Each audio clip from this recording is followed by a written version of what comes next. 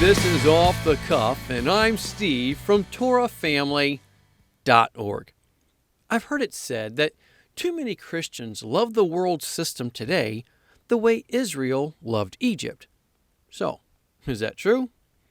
Maybe for some, but not for all.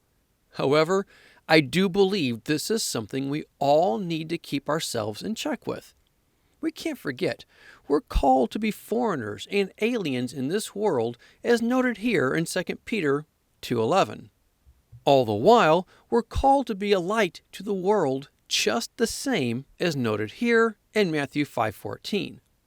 So we're to abstain from sinful desires while shining His light. But what exactly does that look like? How do we accomplish this? When leaving Egypt, Moses led 600,000 men out with him. However, only 2 of those men actually entered the Promised Land 40 years later. So what happened? They disobeyed. Think about it.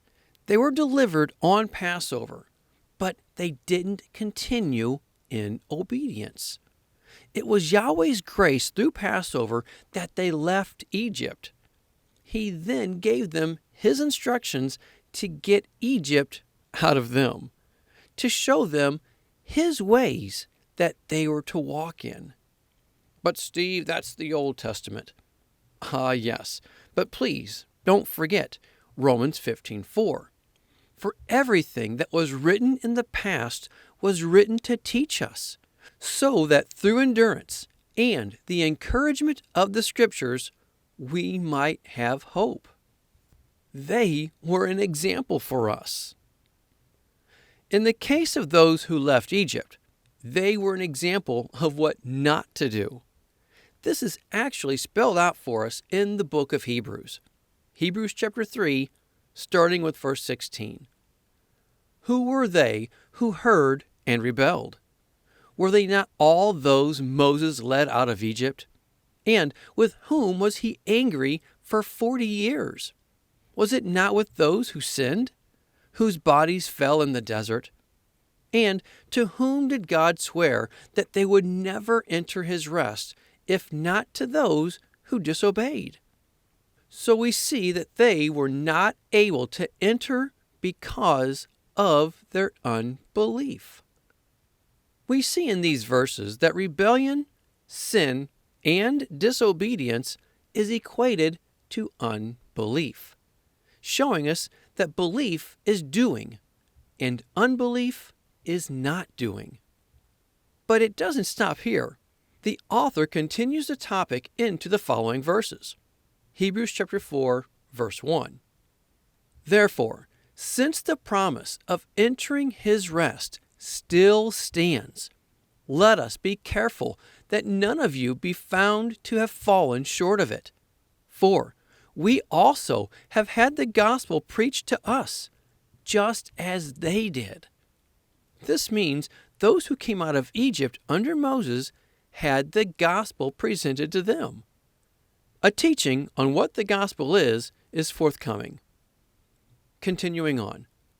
But the message they heard was of no value to them, because those who heard did not combine it with faith, obedience, doing. In the following verse, verse 3, the word have does not exist in the Greek, and the word believed should not be past tense, but rather present tense. So I'll read it accordingly. Now, we who believe enter that rest, just as God has said. So I declared on oath in my anger, they shall never enter my rest. And yet His work has been finished since the creation of the world. Please remember, even though His work has been done since the creation of the world, those who came out of Egypt under Moses were still instructed to obey the Sabbath. So that can't be used as an example to say we don't need to follow the Sabbath today. Continuing on. For somewhere He has spoken about the seventh day in these words, and on the seventh day God rested from all His work. And again, in the passage above, He says, they shall never enter my rest. It still remains that some will enter that rest, those who obey. And those who formerly had the gospel preached to them did not go in because of their disobedience. Let's read that again. Again, verse 6. It still remains that some will enter that rest, those who obey. And those who formerly had the gospel preached to them did not go in because of their disobedience. Continuing on, verse 7. Therefore, God again set a certain day, calling it today, when a long time later he spoke through David, as was said before, today if you hear his voice, do not harden your hearts. Meaning, don't disobey. For if Joshua had given them rest, God would not have spoken later about another day. Showing Joshua didn't bring all Israel into all the land Israel was supposed to possess. However, Joshua was a foreshadow of Yeshua, but Yeshua will bring all Israel into all the promised land for the millennium, the day of the Lord. Verse 9. There remains then a Sabbath rest for the people of God, meaning the millennium, the day of the Lord. For anyone who enters God's rest also rests from his own work, just as God did from his, meaning on the seventh day. Let us therefore make every effort to enter that rest, so that no one will fall by following their example of disobedience. Meaning, don't disobey what Yahweh gave like those who came out under Moses. We should obey what Moses gave, just as Yeshua said we should in Matthew 23, verses 1 through 3. Continuing to verse 12. For the word of God is living and active. Meaning what? Meaning it's not dead. It's alive and well still today, just as it was back then. Sharper than any double-edged sword. It penetrates even to dividing soul and spirit, joints and marrow. It judges the thoughts and attitudes of the heart.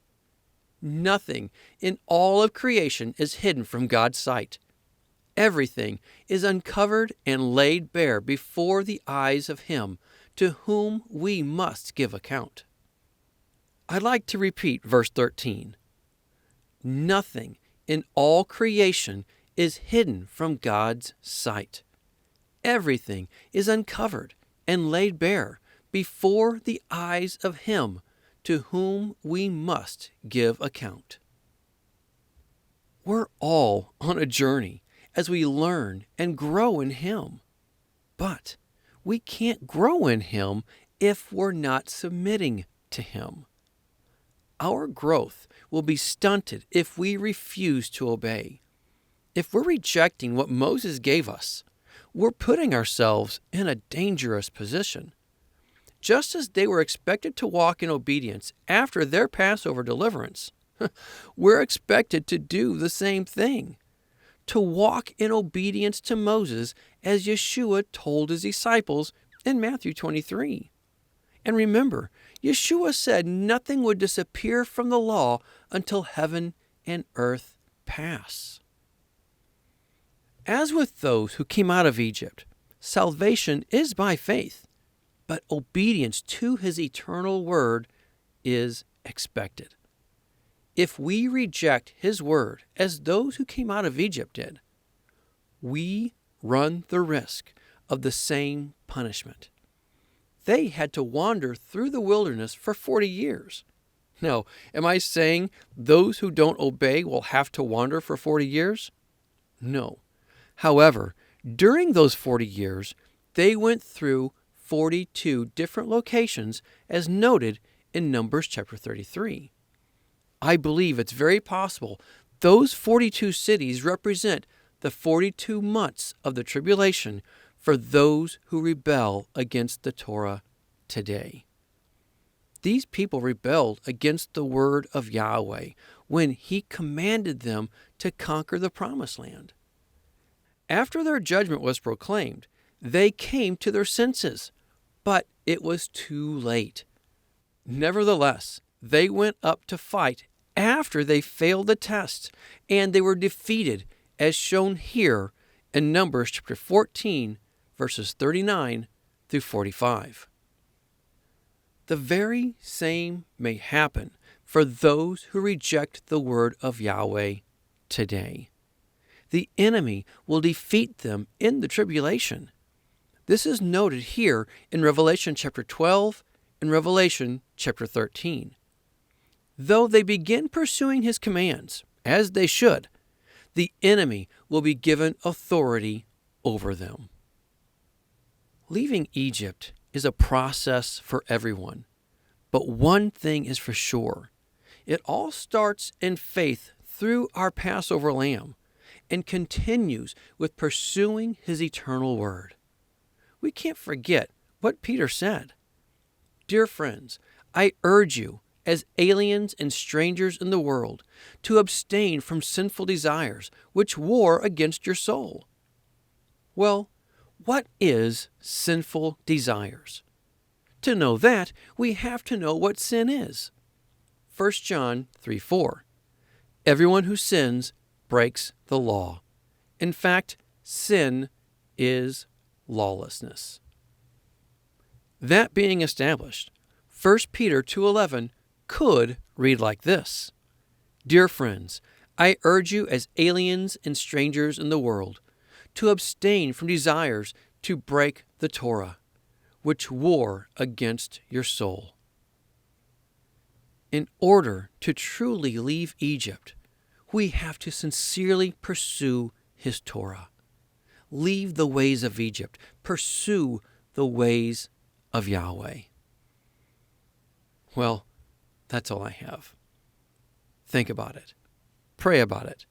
But more than anything, be a doer of the word and not a hearer only. Until next time, Shalom.